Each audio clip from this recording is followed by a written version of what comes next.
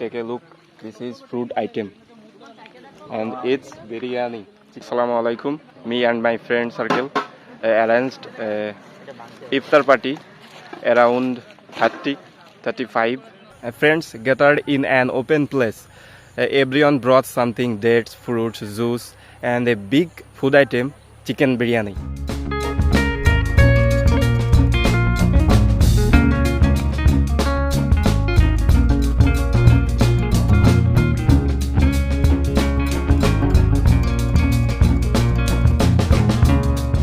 My friend Sakib washing apple and snack. We all sat together and waiting for Maghrib. The funny part is everyone was pretending to talk normally, but actually all eyes on food. Ramadan teaches us that it's not only about eating, it's also about sharing gratitude and spending good moment together. When the azan started, we made a small dua and broke our fast with dates.